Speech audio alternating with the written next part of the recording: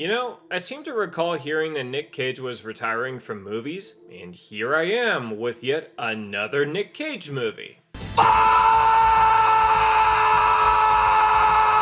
I'm just kidding. I look forward to his movies and I hope I keep seeing them. So The Surfer is a psychological thriller that at first I thought would be on par with what I typically review on this little channel. So I saw the movie and I am here to return and report that it's not exactly in the thriller wheelhouse that is adjacent to horror, but that's what I saw and there isn't much else to review, so I'll just tackle this with spoilers and still keep it quick, cause it's a pretty contained movie. Roll it!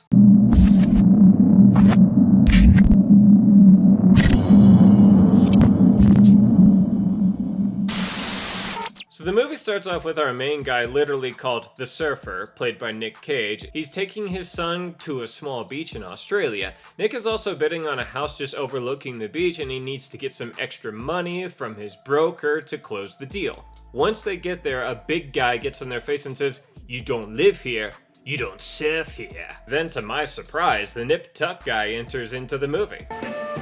It takes two things to make a great surgeon. Steady hands, and a monster one of these. Man, it's been a while since I've seen that guy in anything. He pulls Nick aside and tells him pretty much the same thing the other guy said. The beach is occupied by locals that will kick the shit out of any visitors who try to surf there. Nick and his son decide to turn back. Nick breaks down that he wants to take his son surfing there to show him the house that he is trying to buy because it was his grandfather's place and he used to live there and surf there when he was a kid. His son really isn't that enthused about the idea and he just wants to leave. I can't blame him, that's quite an experience that they just had. Throughout the movie, we get little bits and pieces of our character, the surfer, and what he's about. He calls his broker about getting the money for the place, and the broker, as a friend, says that buying the place won't fix anything, which makes you believe that things at home aren't going so hot. Then Nick gets a call from the missus, and she talks about them seeing each other on Christmas to sign divorce papers. And that her and her new guy are also expecting.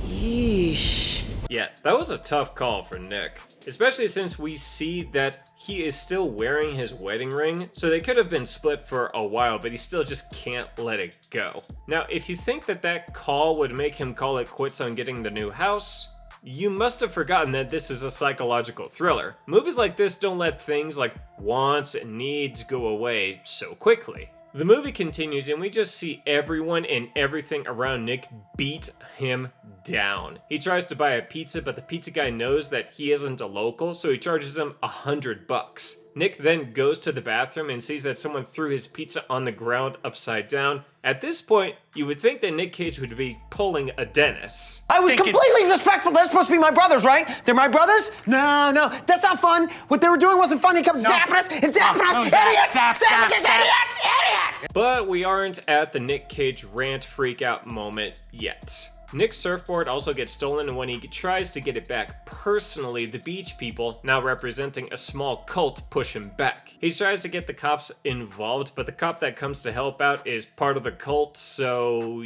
yeah, not looking so hot for a good old Nicky here. Nick starts buddying up with the homeless guy, also called the Bum, that also camps out in the same parking lot just above the beach. We find out that the cult leader is Scally Callahan, a very famous guy whose family is super rich and has put a lot of money into people's pockets around here. The homeless guy hates him because he got his son pulled into the cult, but ended up dead. He also is very sure that Scally killed his dog. Things go from bad to worse. Nick tries to leave, but his car battery is dead. He goes to the bathroom and takes off his coat and shoes, which of course gets stolen. Though, not sure why he would take off his shoes to take a shit, but let's just pretend that, you know, I honestly can't come up with a good reason to go to a public bathroom and take your shoes off before you shit. So let's just move on. He finally encounters a decent person that charges up his car for him and she gives him some water. Nick goes back to his car and looks up our cult leader on social media, and he believes that people are too soft and need to suffer in order to become men. He admires monks who make new members stand outside exposed to the elements for 7 days before letting them into their temples. It's nice seeing good old Tyler Durden in Scally. You're too old, fat man. Your tits are too big. Get the fuck off my porch. Nick later tries to buy a cup of coffee, but his phone is dead. This is probably the most bullshit part of this movie. What kind of modern person doesn't have a phone charger in their car? Unless they cut a scene or it happened when I left the cinema to do some personal biz.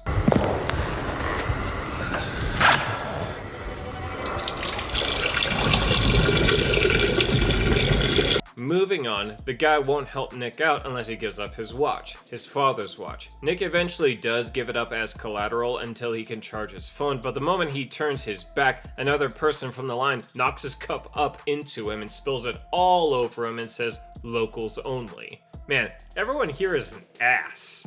Nick makes another attempt that night at getting his board back, which ends up failing, and he is chased to the point where he has to sleep outside that night. I haven't been keeping track of the days, but since that 7-day monk thing came up, let's just assume that's how long Nick is going to be enduring all of this shit. He wakes up and his car is gone. He gets the cops there, and the cop talks to him about the car that he is standing right next to.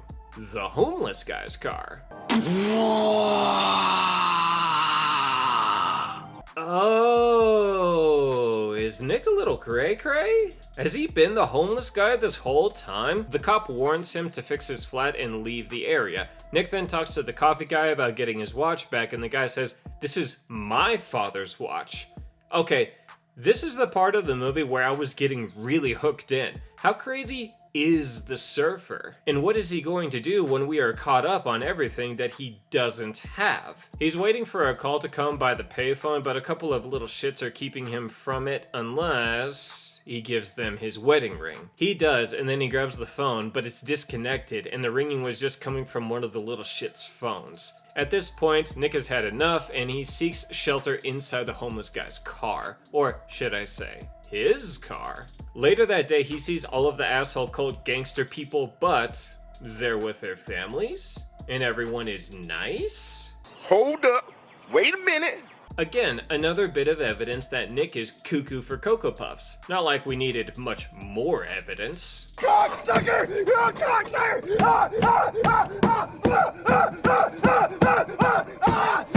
Scally even visits Nick and offers him food and drink, but Nick refuses it because it was coming from him. I would admire this determination, but realistically, he should be near death at this point. Like, how could he still be moving around? Though we do see his next level of desperation. He drinks some of the dirty, unsafe sink water from the bathroom. We also see him drink some spilled beer off the ground. He also almost eats a rat that he killed hours ago, but stuffs it into his pocket. For later, I guess. We get what could be considered the Nic Cage crazy rant moment, but it's really, sadly, nothing special. So here's something to make up for it. Like a gazelle?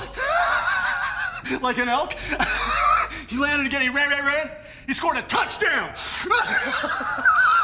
The friendly girl from before shows up and Nick begs her to help him out. And she actually remembers him and then shows us pictures of him standing near his car. Ah, so he's not going insane. But then his vision starts to blur. Okay, so maybe she's just completely not real. I don't know shit about movies. He uses her phone to call his broker who couldn't secure the sufficient funds to close the deal on the house, and it breaks him. So he charges down the beach, rips up a sign that says locals only, goes towards the guy who spilt his coffee from earlier, and cracks him right across the face.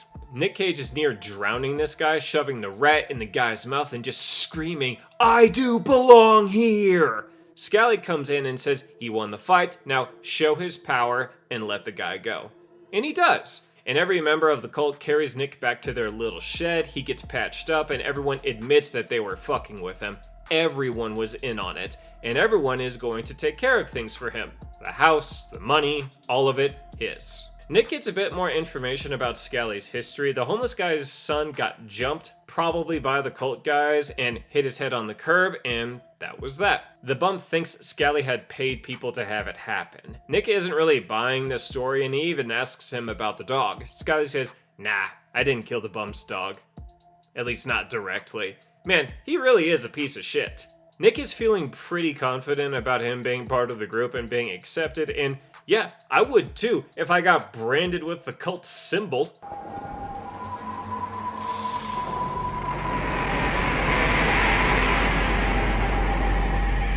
But Nip Tuck Guy has one more thing he needs the surfer to do before he can trust him.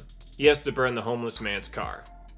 Man, that's just mean. That's mean, man. Nick doesn't want to do it. He knows how this car is everything to the bum, but he is still coerced into doing it. The homeless man sees this and freaks out, naturally. Cue Nick's son coming back into the scene, being concerned about him because he hasn't been answering his phone for days, and that it's Christmas. Which makes sense because everything up until this point has just been a mindfuck, and I'll just get back to that later. Scally apologizes to the kid from scaring him earlier and invites them all to the beach to surf.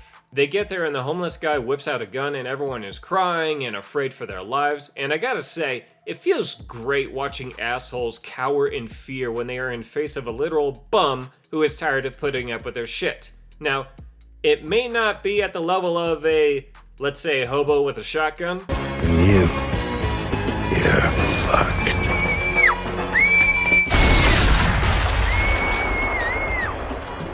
But the message is pretty clear. This bum means business. He makes them all get down on their knees, and after they're begging and crying for their lives, he dismisses all of them except Nick, his son, and Scally. Nick convinces the bum to let him and his son go, and he gives back a personal belonging of his son's. He lets them go and surf, and we see the bum execute Scally, and then he turns the gun on himself, and the movie ends and Nick and his son finally catch that wave. Okay, if you have seen this movie, you may have noticed that I intentionally left out some things. Like Nic Cage's dad offing himself, Nick testing out the bum's gun, and probably a few other bits and pieces. The main reason why is because they didn't amount to much in the story. A lot of this movie doesn't amount to much. Man, that's just mean. That's mean, man. Okay, to be clear, The Surfer at first blush is a pretty interesting ride and definitely not a bad movie. The ending may even be considered therapeutic due to the roller coaster that it took you on. However, Oh, man, there's always a catch. at second blush, you realize that this would have been a much more interesting story if it wasn't a mindfuck. If Nic Cage was actually crazy and actually did turn out to be the bum all along, that seems like a much more meaningful journey for a character to go on, to slowly come to grips with reality and then make a final decision on what to do. Kind of like the ending of Shutter Island. Sorry to spoil that, but it's been out for long enough, and if y'all haven't seen it, y'all are wasting your time watching shit movies. But Nic Cage is just a victim of everyone being in on the long con of breaking him down just to get him to surf some waves at a very particular beach. And of course, not to have to pay $100 for a single pizza and not trade a watch for a cup of coffee only to have some assholes take it all away from you. It could have been interesting if Scally actually was a decent guy and it was just Nic Cage imagining him being a piece of shit cult leader. But no, Scally was always a dick, and so was everyone else around him.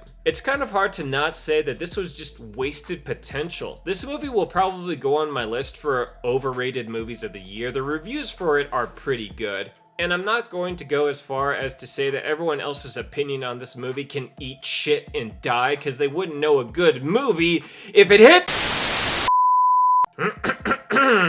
Sorry about that. I am not going to say that everyone else is wrong about this movie, but I am going to stay firm and say that this could have been a much more impactful psychological thriller that really delves deep into the psyche of a man coming to grips with what is really going on around him, and what he is willing to accept and what he is going to do when he figures it all out, instead of a very long con of a bunch of Aussies treating a decent guy like shit because he wants to surf at a beach that they have claimed for their little cult.